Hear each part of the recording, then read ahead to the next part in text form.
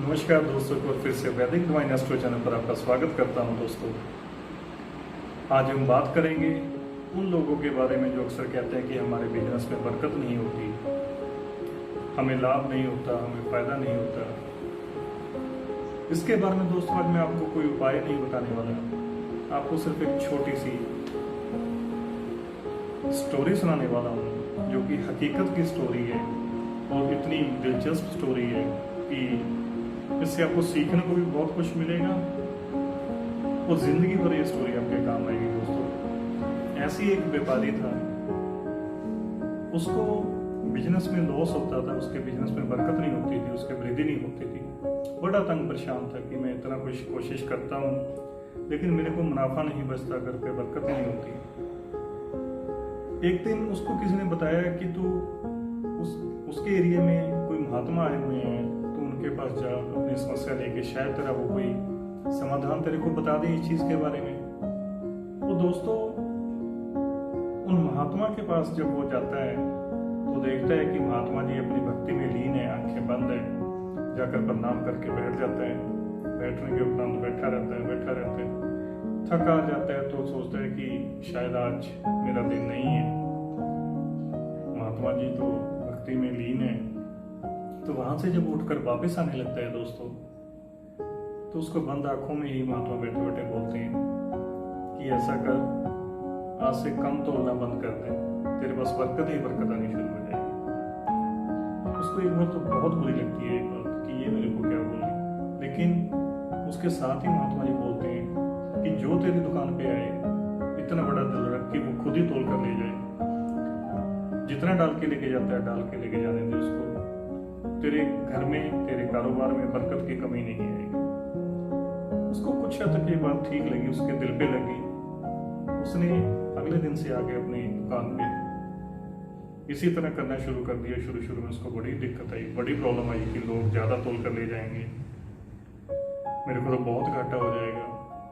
देखते ही देखते दोस्तों कुछ ही महीनों में, कुछ ही एक साल के अंदर अंदर उसकी इतनी प्रसिद्धि होगी कि दूर दूर से उसकी शॉप पे कस्टमर आने लगे, बोलने लगे यार कितना नेक बंदा है, कितना ईमानदार बंदा है, सामान तक खुद नहीं तोल के देता, लोगों को बोल देता है कि जाओ तुम ही तोल के ले जाओ।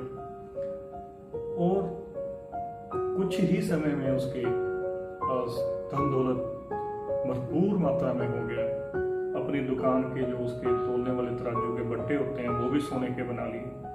इतना पैसा, इतना बेशुमार पैसा उसके पास आ गया। तो उसका मन करा कि साधु महात्मा जिन्होंने ये आशीर्वाद दिया था उनके पास जाऊं, उनको कोई चीज भेंट करके आऊं ताकि उनके आशीर्वाद से इतना कुछ बने।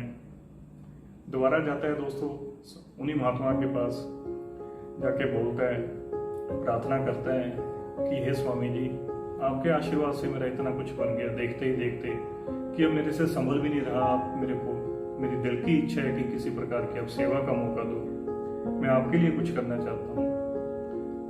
दोस्तों तो महात्मा जी बोले कि जो तूने सोने के बट्टे बनाए हैं, जा उनको नदी में जल प्रवाह करा, उनको नदी में फेंका। बड़ा एकदम चकरा गया, घबरा गया कि ये क्या बोल दिया, बड़ी मुश्किल से तो ये सोने के बट्टे बने हैं। चलो कहता जी इन्होंने बनवाए हैं, अब ये कह रहे हैं तो ठीक है, जल प्रवाह कर देते हैं, नदी में बहा आते हैं। उसने सारे बट्टे सोने के इकट्ठे किए जी, नदी में बहाने चला गया, नदी में बहा दिए। नदी में बट्टे बहा के आके दोबारा अपनी दुकान पे बैठ गया। मन से थोड़ा मायूस था लेकिन दिखा नहीं रहा था क्योंकि महात्मा जी ने बोला था। इतने में क्या हुआ, वो बट्टे आगे जाते रहे, आगे जाके एक किनारे पे कहीं पे लग गए। वहां से दूसरे शहर से जो कारोबारी आते थे उसको सामान देने आते थे, क्योंकि उसकी प्रसिद्धि इतनी थी कि उसके पास सोने के बट्टे हैं, सोने के तराजू से वो सामान तोल के देता है। जब उन्होंने देखा उनको लगा कि ये तो उसी कारोबारी, उसी व्यापारी के सोने के ईंटे हैं जिनसे वो अपने तराजू में तोलता है, कि वो तो बड़ा नेक बंदा है। लगता है कि इसने चोरी कर लिए होंगे और चोरी करते हैं जहां पे रख गया होगा, भूल गया होगा किसी तरह से, वो उठा के नहीं ले जा सका होगा।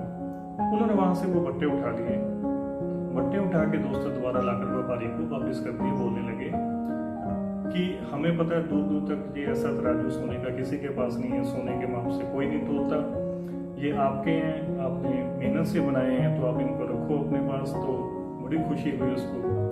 वो सेम एज इट इज उनको गठड़ी में बांध कर दोस्तों उन्हीं महात्मा के पास ले जाता है। महात्मा जी को बोलता है कि महात्मा जी, मैंने तो अपनी तरफ से ये नदी में प्रवाह कर दिया था, इनको फेंक दिया था, जल प्रवाह कर दिया था, लेकिन फिर अब कुछ महीनों के बाद दूसरे देश से, दूसरे शहर से व्यापारी आ रहे थे, उनको रास्ते में मिल गए, वो मेरे को पकड़ा गए, अब मैं इनका क्या करूं। तो महात्मा जी ने बोला कि बेटा, जो बरकत की कमाई होती है, अगर वो तू नदी में भी बहा देगा, कुएं में भी बहा देगा, तब भी वो तेरे पास चल के तेरे पास वापिस आ जाएगी। तो कहने का अर्थ बहुत कुछ सीखने को मिलता है दोस्तों इस स्टोरी से। हमें अपना हक की खाएं, मेहनत की खाएं, बरकत की खाएं। आपका हक कभी कोई छीन नहीं सकेगा। अगर आपका हक कोई मारता भी है तो भी किसी न किसी रूप में भगवान वो आपको वापस जरूर करेगा। उम्मीद करता हूं दोस्तों आपको इस स्टोरी के माध्यम से कोई उपाय करने की जरूरत नहीं पड़ेगी। सिर्फ अगर इसी चीज को आप दिल पे लगा लो, सच्चे दिल में आप ये चीज ठान लो, तो बरकत हर हाल में आपके पास चलकर आएगी ही आएगी। आपका हक का पैसा आपके पास आएगा ही आएगा, क्योंकि भाग्य को कभी कोई बदल नहीं सकता। भाग्य में जो लिखा है दोस्तों, वो किसी न किसी रूप में मिल ही जाना है। मिलेगा कब? जब आपका दिल साफ सुथरा है, आपके अंदर किसी तरह का कोई भेदभाव नहीं है, लालच नहीं है, घमंड नहीं है, तो इन चीजों का आपको फल मिलेगा ही मिलेगा। उम्मीद करता हूँ आपको ये स्टोरी पसंद आएगी और बड़ी जल्द फिर से कुछ ऐसा नया टॉपिक लेकर आपसे मुलाकात करूंगा। तब तक के लिए आप हमारे चैनल वैदिक डिवाइन एस्ट्रो को सब्सक्राइब कर लें। उम्मीद करता हूं दोस्तों कि जो सीख आज हमें इस स्टोरी से मिली है, उसको आप जिंदगी में लागू करोगे, अपनाओगे। तब तक के लिए नमस्कार।